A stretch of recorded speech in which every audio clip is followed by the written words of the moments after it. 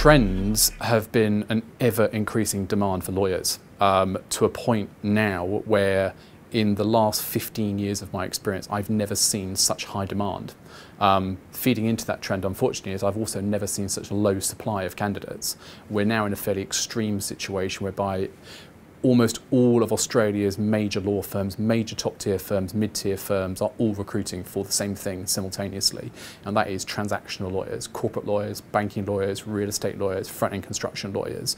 All the demand has started from a period since probably 2011, 2012 where the market crashed to some respects and all recruitment in those areas ceased, to a point at the end of 2014 when everyone switched the lights back on. Demand increased immediately overnight, but unfortunately supply is nowhere near meeting demand. Well, our survey's shown that the biggest challenges that they face are attracting suitably qualified applicants and attracting enough applicants. I think all law firms are faced with the same problem, which is differentiation. How do I tempt a lawyer from firm A to come to firm B when possibly firm A and firm B look very much the same?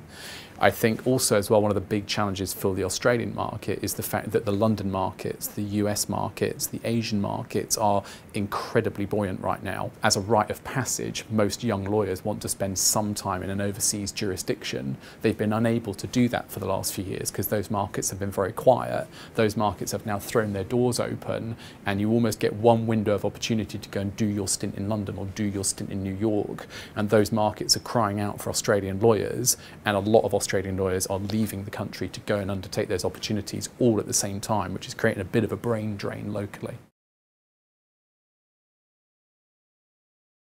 The data from our survey shows that 60% of the respondents will be awarding increases of between 4 and 10%. There are two things at play here. There is obviously the pay rise that you'll achieve by remaining with your firm.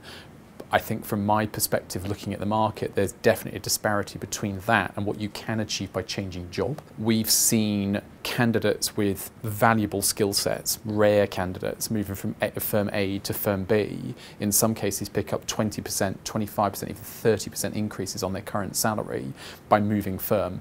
So there are two choices for candidates. There is the choice of remaining with your current firm, but there's also the opportunity of the raise you could secure by changing firm.